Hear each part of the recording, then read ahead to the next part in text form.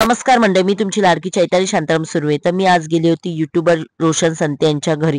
त्यांच्या घरी येतं मागील गणपती येतात त्यांचं दर्शन घ्यायला. तर मी गेले होते तेव्हा जुली पिंजऱ्यामध्ये झोपली होती.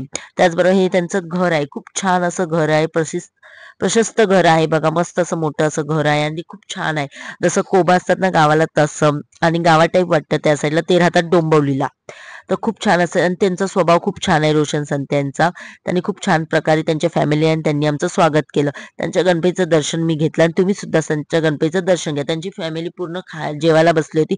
आई सुद्धा बसल्या होत्या. त्याचबरोबर त्यांच्या जावई म्हणजे बहिणींचे मिस्टर, बहिणींची मुलं सर्व बसले होते. इकडे होत्या त्यांच्या बहिणी, मोठी आई होती जेवायला. तर असं सर्व फॅमिली खूप मस्त वाटत होती आणि एन्जॉय वाटत होता आम्हाला सुद्धा. आणि आम्हाला सुद्धा जेवायला त्यांनी बसवलं. त्यात बस जेवणाला होतं मिक्स कडधान्याची भाजी, शेंगा भाकरी होती, भातडाळ होतं, लोणचं पापड होतं, खूप छान होतं. आणि हा आहे त्यांच्या बाहेरचा नजराणा घराच्या बाहेर तर सजवलं होतं. त्याचबरोबर सर्व गाड्या उभ्या होत्या. रोशन संते आणि मग तुम्हाला माहिती आहे नवीन गाडी घेते ब्लॅक कलरची, ती सुद्धा तिथे होती. आणि अशा प्रकारे त्यांच्या इथे कसं मस्त वाटतं, असं हवेशीर वाटतं. थोडी थंडी वाजत होती आम्हाला.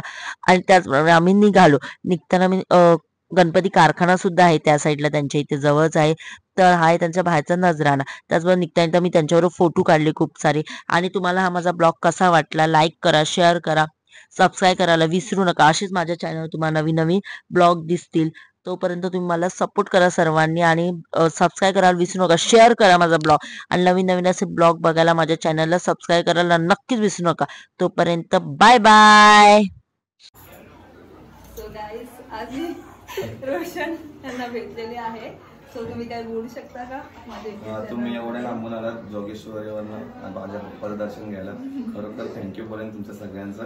आणि असंच प्रेम करत राहा माझ्यावरती आणि आमच्या पप्पावरती, आणि पुढच्या वर्षी पण असंच द्या. थँक्यू.